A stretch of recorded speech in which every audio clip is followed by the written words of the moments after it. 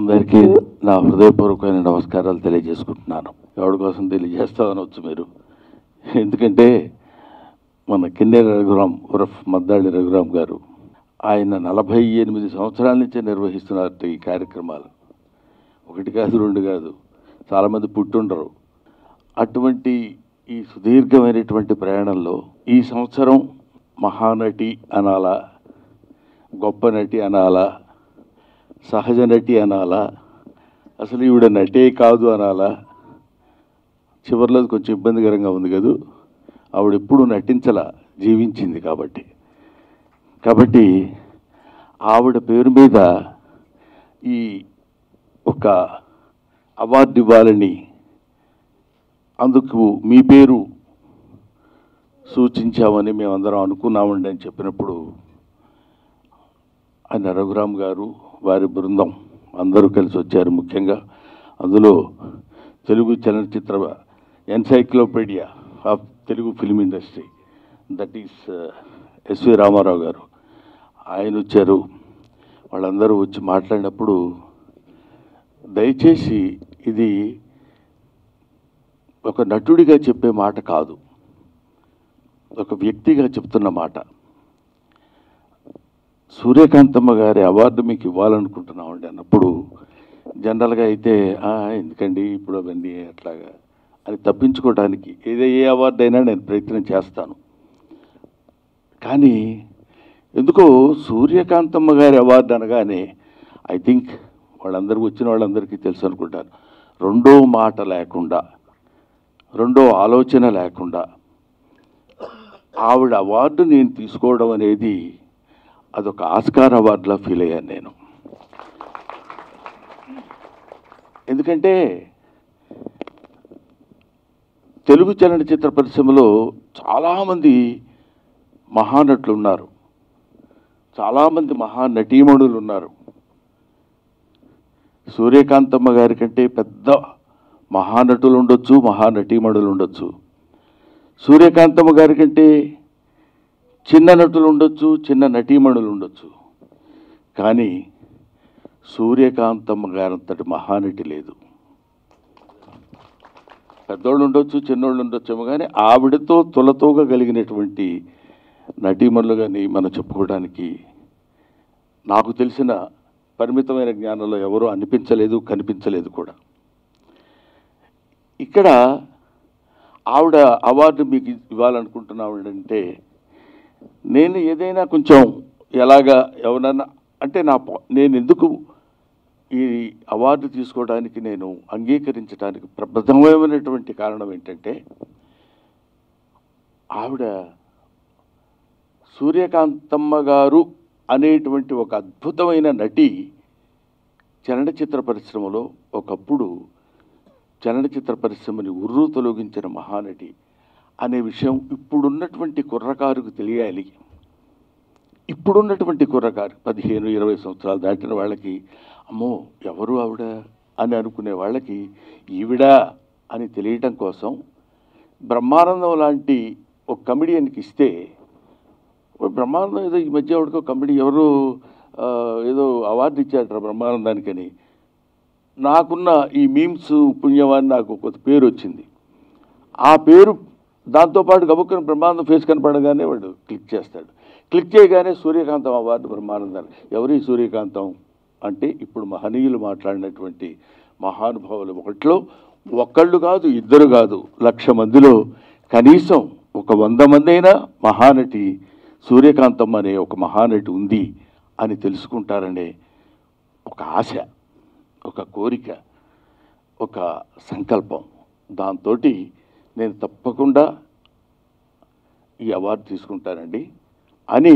ఈ అవార్డు తీసుకోవడానికి ముఖ్య ఉద్దేశం అది ఆవిడ పాదాలు. ఎందుకంటే ఆవిడ మీకేం తెలుసండి, మీకేమన్నా ఆవిడ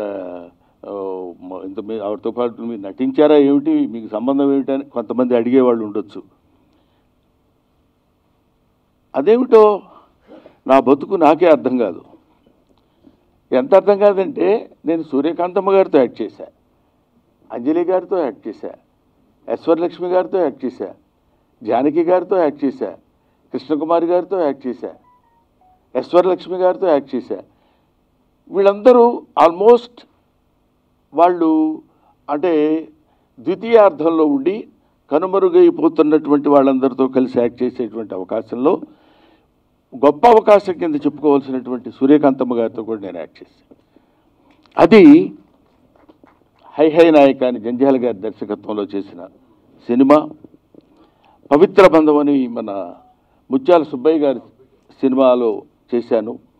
ఆవిడ చేసినప్పుడు అంటే చాలామంది అత్త క్యారెక్టరు అంటారు.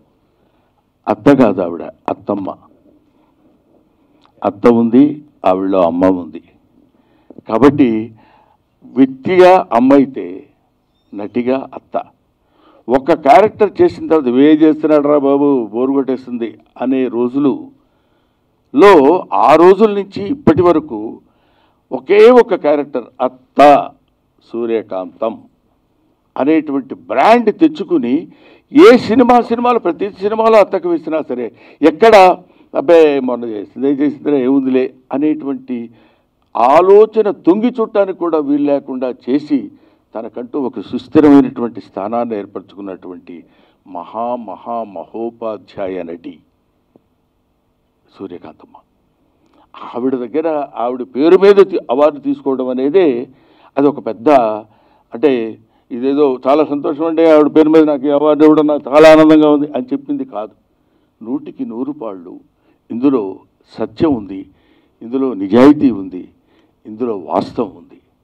అంతటి మహానటి అవార్డు వాళ్ళు నాకు ఇవ్వాలనేటువంటి ఆలోచన కలగటం ఈ కిన్నెర ఆర్ట్ థియేటర్స్ వాడికి నా హృదయపూర్వకమైన నమస్కారాలు తెలియజేసుకుంటున్నాను.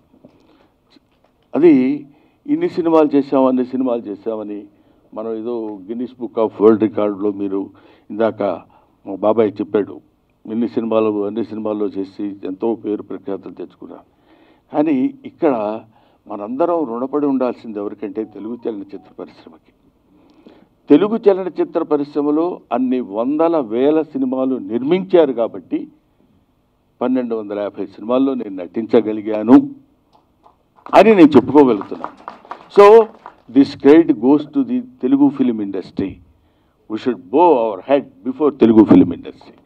అటువంటి తెలుగు చలనచిత్ర పరిశ్రమలో ఆ మహానటి ఉండి ఆవిడ ఎన్ని సినిమాలు చేశారనేది కాదు, సినిమాలో ఏం చేశారు ఎలా చేశారనేది. ఇందాక మన పూజ్యులు మురళీమోహన్ గారు చెప్పినట్టు గుండమ్మ కథలో ఎన్టీ రామారావు నాగేశ్వరరావు గారు ఉన్నప్పుడు పేరు ఎవరిది పెట్టాలంటే రామారావు పేరు పెడదామా నాగేశ్వరరావు గారి పేరు పెడదామా అని ఆలోచించేటువంటి రోజుల్లో గుండమ్మ కథ అని పేరు పెట్టి నిజంగానే ఆవిడ గుండమ్మ తర్వాత కొంతకాలానికి గుండమ్మ అనే పాయింట్కి వచ్చేసింది. అమ్మో దాంతో పెట్టుకోవద్దు అది పెద్ద గుండమ్మ అనే పాయింట్ కూడా వచ్చింది అత్త దాటి.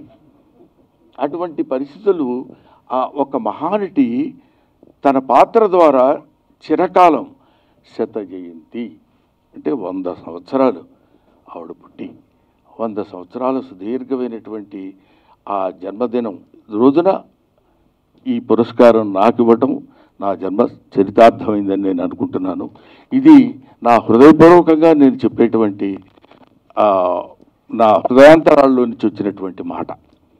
ఆ తర్వాత ఈ సభలో ఇక్కడ కూర్చున్న వాళ్ళు ఒక్కొక్కళ్ళ గురించి ఒక్కొక్క మాట చెప్పాలన్నా అత్యంత సీనియర్ నటుడు మిస్టర్ ఆలీ. అవుతావంటే సీనియర్ కాదా నువ్వు? ఎప్పటాడు నువ్వు భూమి పుట్టినప్పుడు కాదు చలనచిత్ర పరిశ్రమ పుట్టినప్పుడు పుట్టాడు. ఏదో రాధమ్మ పెళ్ళే చెప్పేప్పుడు ఇప్పుడు ఆవిడతో పాటు యాక్ట్ చేసిన సినిమాలు దేవుడు మావయ్య అది నేను వచ్చిన తర్వాత కానీ ఆ సినిమా నేను చూడలేదు. అప్పటి సీనియర్ మ్యాన్ అతను. సరే ఈయన ఎదురుగా ఆంధ్రదేశాన్ని మోసం చేస్తున్నటువంటి ఏకైక వ్యక్తి 84 ఎంతండి 85 ఓ 15 అటు ఇటు 100.